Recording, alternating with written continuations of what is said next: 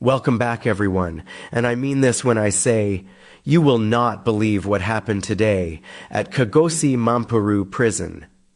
Cat Matlala, the so-called John Wick of Mamelodi, the man at the center of a 2 billion rand corruption scandal, just walked into Parliament's ad hoc committee and proceeded to incriminate himself so spectacularly that I had to watch it 3 times to believe it actually happened. And if that wasn't enough, he further implicated General Sabia and Bheki Cele in the process. Now, before we dive into this absolute disaster of a testimony, let me just say, this is exactly why you subscribe to this channel. We don't do propaganda here. We don't sugarcoat corruption. We give you the undiluted, unfiltered truth about what these politicians and tenderpreneurs are doing to our country. So if you appreciate honest political analysis that holds these criminals accountable, do me a favor right now and smash that like button. Show the ANC that we're not going to sit quietly while they loot our country blind. And if you haven't subscribed yet, hit that subscribe button and turn on notifications, because trust me, this Cat Matlala saga is far from over. All right, let me not waste any more time. Let's get into it. Irregular relationship of a corrupt nature with members of the police who are making sure that our client does not acquire occupation of the property. This particular facility had nothing to do with the tender awarded to Medicare 24 Swami. So just on that, so this letter, you say, you use the word we addressed the letter. Who would that have been?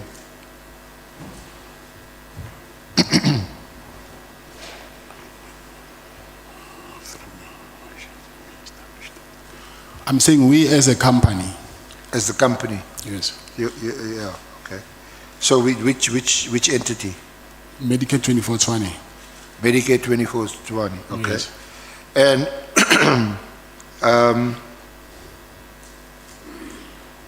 and then you say that through your investigations we establish. What investigations are you referring to? Who did these investigations? And what was uncovered? Okay, we uncovered that there is police officials who, firstly when we went there, we found some police officials and we went back to Public Works. And for the second time, when we tried to go there again to check whether they're still there, we found that there's doctors who are operating there, and then they do not have a lease with Public Works. So Public Works gave them a notice to vacate the premises, and then that's when I just learned that these doctors might be working with the police officials, senior police officials, to occupy that facility. So that's when I asked if this thing can be investigated, because I was not 100% sure of my assumptions, hence I wanted it to be investigated. And who did you get to do the investigations? I went to the head of National Detectives, General Sabia. To conduct the investigations? Not to conduct the investigations, to check these allegations that I had just heard, that there is police officials who are operating with the doctors there. Yeah, I want to get to General Sabia, but I'm still on paragraph 12. And the contents of the letter that your erstwhile attorneys wrote, where they say that through investigations we established that the hospital was being used by members of SAPS who has an irregular relationship of a corrupt nature with members of the police. So which investigations or investigator are you talking about? Not when we said investigations, we're not meaning that we have appointed private investigators. I'm saying from what we heard, referring to investigations. So it's just based on information Yes, that was gathered, yes, and from there it appeared that the hospital was being used by members of SAPS who have an irregular relationship of a corrupt nature. yes.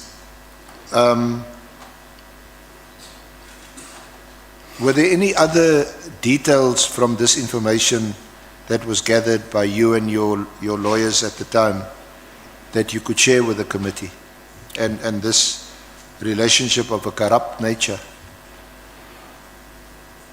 I've tried to for this thing to be investigated, but I've been stopped. Then I didn't continue with it, so I didn't have any further information. Yeah, but I'm asking about the information that was at that time at your disposal, and that your lawyers relied on when they wrote this letter to the National Commissioner to say, from our investigations, it appears as if the hospital is being used by members of SAPS and they have an irregular relationship of a corrupt nature. So it's that information that I'm asking that you share with us. It's the information that I just told you about, that there is doctors who are there, which even myself, I saw them there. Yeah. So who were operating without a lease. Already that thing, as it is, it was corrupt because they were operating unlawfully. Because I'm the one, even now, I'm the one who has the lease, but they are there. So whoever let them there, obviously, I suspected it was of a corrupt nature. Okay, so that's what you meant? Yes. That these doctors are working there, operating there, without a lawful lease being in place? No lease at all, yeah. And for them to have done so, there must be some corrupt relationship between them and some members in the police. Yeah, it's obviously no one can come to your house and then you don't know who this person is. Someone must have let them in. Okay. So, then you go on to say at paragraph 13, in January 2024, to address the situation, I met with Lieutenant General Sabia, who was then the acting National Commissioner. A meeting was arranged after I obtained his office details online. Which is true? So just elaborate on that statement. Yes, I contacted him to arrange a meeting with him so that we can, I can go there and lay my complaint. Did anyone facilitate that meeting with Lieutenant General Sabia? Because you say you just obtained his office details online. Yes, and then after that, obtaining it online, I sent him in an email. I think we gave you a copy of the email, dated 9 January. No, we would like to have a copy of that email. Yeah, we have. And sorry? It's fine, you'll get it. I thought by now you have it. Yeah. Now, before then, did you know Lieutenant General Sabia? No, that was my first time meeting him. Yeah. So isn't it a bit unusual for any member of the public to simply go online, send an email to the acting National Commissioner or someone high up like General Sabia and arrange a meeting? Unusual how? Sorry? When you say unusual, how? What do you mean when you say unusual? I said, isn't it unusual for someone to look up the email address of a high-ranking police official, in this case, at the time, the highest-ranking police official who was acting National Commissioner, and then simply arrange a meeting? Yes, that's what I'm asking. When you say unusual, I do not understand. What do you mean when you say it's unusual? You hadn't met him before? No. You don't know him? No, I didn't know him before. And you send him an email request for a meeting, and he is prepared to meet with you. Yes, maybe if you can see the details of my email, and then you'll understand why he agreed to meet with us. Can you recall the contents of that email? What more or less? I explained what you just read on paragraph 12. Yeah. And then I went further saying that I will institute legal action if my demands are not met. So the basis on which you sought a meeting with Lieutenant General Sabia was that SAPS were refusing to give you vacant occupation of that hospital. Yes. And you thought that he could help or address the situation? Investigate what was the problem, yes. And you didn't get any assistance from any other party to have this meeting with General Sabia? No.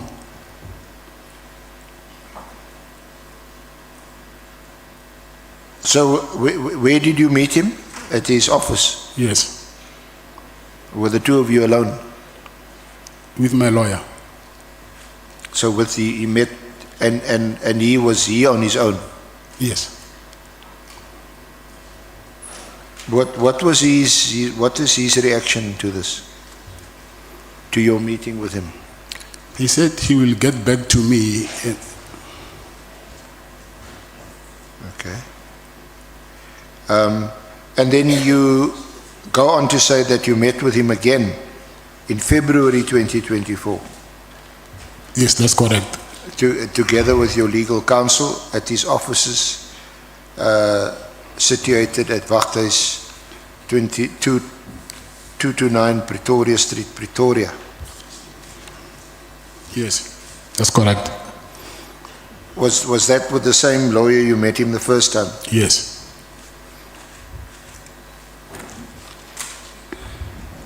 So by the time you met with him the second time in February 2024, was General Sabia still the acting National Commissioner? I don't know about that. When you first met him, how did you know that he was the acting National Commissioner? I did not say that he was the first he was the acting National Commissioner. I said the head of detectives. Yeah.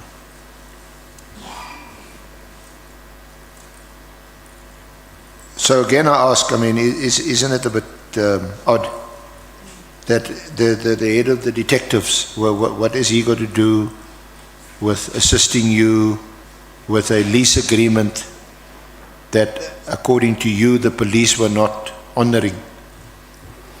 He's the head of detectives. I wanted him to investigate the matter. And second of all, that college is for national police. It's not for provincial or whatever. That's why I went to him as a national detective. So, according to your statement, he then said that he would make his own inquiries and get back to you. Yes, that's correct. How long was the first meeting and how long was the second meeting? It was brief, not more than 30 minutes, I would say. Yeah. And then you go on to say that about 1 or 2 months later,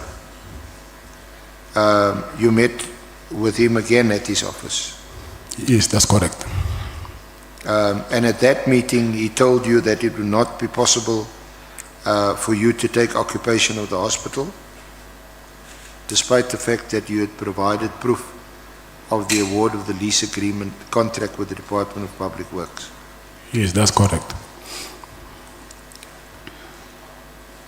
Did he give you any reason why you would not be able to take occupation of the hospital? He said he took this to the National Commissioner, and then he said to me, the National Commissioner said, the police are using the hospital, and then they're not going to take any instructions from Public Works.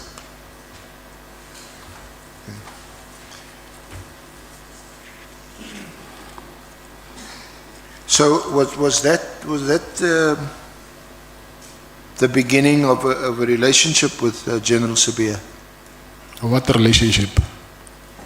Well, I'm asking you, was that the last time you saw him, or did you see him again afterwards? And if you saw him again afterwards, in what connection did you see him afterwards?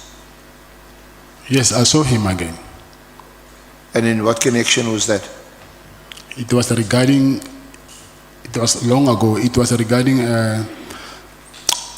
he actually wanted to ask me, because he said he was investigating a kidnapping case. And then he asked me if, because the person who was being kidnapped is my very close friend, and he was asking me about him.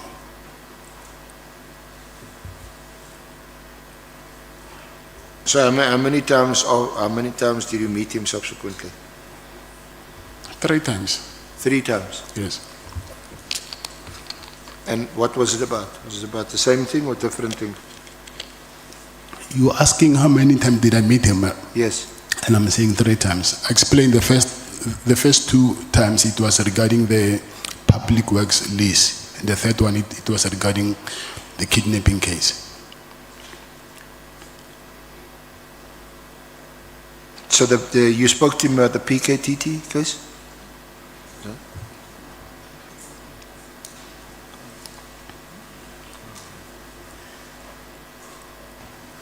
Excuse me.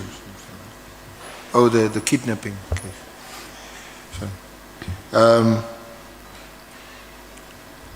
So it's only on those 3 occasions that you met with him? Yes.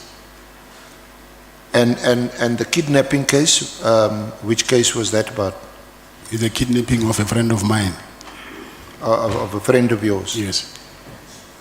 And was that also during 2024? Yes, 2024, yes. And was he able to assist? He was the one asking me questions. I did not need help from him. He's the one who called me and asked me questions about the kidnapping. He called you? Yes. And when was that? I don't recall the date. So after your first 2 meetings, and both those meetings related to the lease agreement, isn't it? Yes. On the third occasion, when you met him, that was after he contacted you about the kidnapping of your friend. The third time. Yes. Yes. Which friend is this? You mean his name? Yes. Jerry. His name is Jerry. Jerry, and his surname? Boshoga. Machoga. B.O. Boshoga.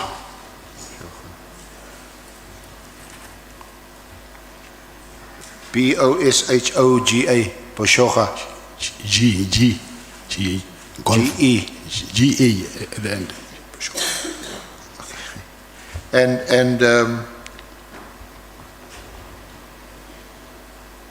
why did he phone you about your friend's kidnapping? What did he know about the kidnapping? Why is he phoning you? He was investigating it, I assume, because he's the head of detective. Were you aware of the kidnapping? Yeah, I remember when we were doing consultation, I told you that the police came to my house and they asked me about the kidnapped person. That was him. Okay, so we're going to get to that. Was that after the first raid? Yes. On your house? The first one, yes. Okay.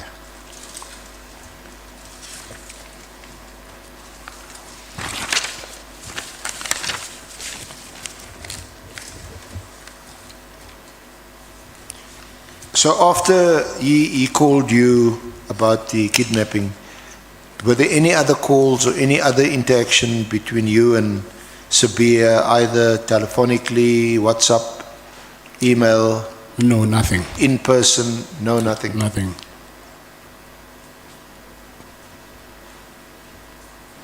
Now, let's move to your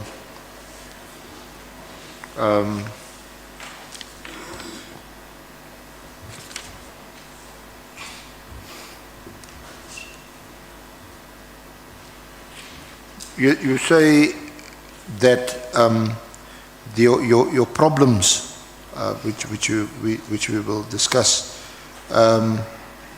started when the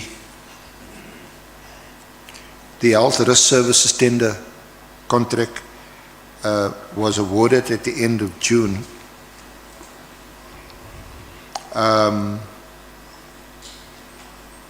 But although the contract was signed in July 2024, and you told us that you signed it in the presence of Captain Cartwright, is that right? Yes, that's right.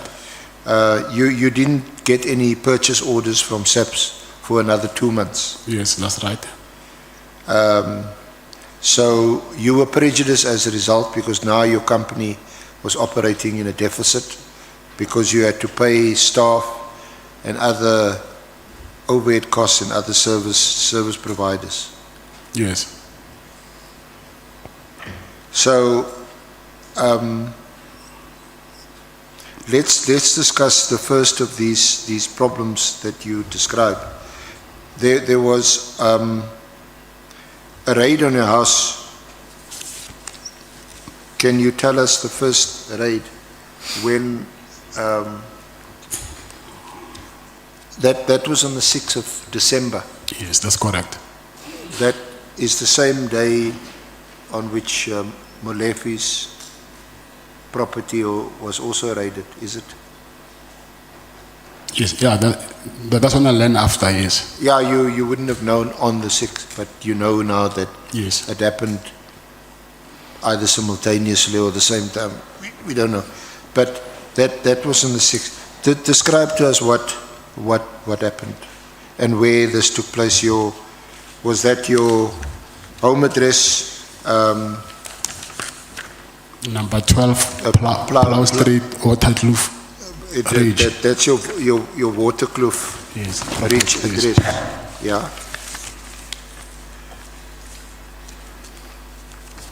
Yeah. So just describe to us what happened. What did you experience? Okay, I think it was around between 4 and 5 in the afternoon. So I was sitting in the main bedroom with my wife, and then we just heard a kid screaming in the house. So I wanted to go to check what is happening, and I saw some guys wearing balaclavas holding assault rifles approaching towards the main bedroom where I was with my wife. And then when they got into the house, they said, inside the main bedroom, they said we must lie down. Myself, I must lie down on the floor. And while I was lying down, I saw also the kids, they made the kids also to lie down and push their hands behind their head. And then they started asking me questions that how many people are in the house, and I explained people who are in the house, and they asked me if they found someone beside the people that I just mentioned. I said no, it's only these people that I know. And then some of them, they were busy searching, I assume, and then they came back and then they said okay. They took my cell phones, and then they took my cell phones, and then they start asking me questions. They're saying to me, where is Jerry? I said, I don't know also, I just heard that he's been kidnapped. And then they said also... Did they tell you that was the reason why they were there? They were searching or looking for Jerry? Yes, they mentioned Jerry, yes. And then after that, they start asking me about police. Who do I know in the police force? And I said to them, I know quite a lot of police because I've got a contract with these people. So I've got most of their contact details because we had to call them to arrange to do medical assessment. And then they said, do you specifically know General Sabia? And then I said, yes, I know him because I met him. And then they said, no, besides what you're telling us, have you met him in your personal capacity? And I said, no, I don't know him in that way. And they also asked me if I know General Khan and Minister Mkhunu. And then actually they took very, very long asking me about this police officials. And then after a while, it was very late, I think. They said, okay, we're taking, at the gate, there is guards, two guards at the gate. So they took their weapons. It's a handgun and two handguns and 2 rifles. And they also took my personal firearm, and they took my watches, my cell phones, and then they said, okay, they're going to confiscate my weapons, and they'll also come to my office to confiscate the weapons from my office. I said, what was the reason for that? They're saying the safe that you have is not mounted. So that is the reason that we're taking these firearms. So, okay, I said, it's fine. If you're doing that, give me something to show that you were here and then you confiscated my property. They said, no, the way we are taking your properties, the way we'll bring them back. But I said, okay, you're taking my cell phones, my laptop, my watches, my firearms, and then you're not giving me something to show that I can claim these things. And then they just left me like that. And then the following morning, it was on Saturday, I rushed to the police station because by then I thought those people were criminals because they were wearing balaclavas with civilian clothing.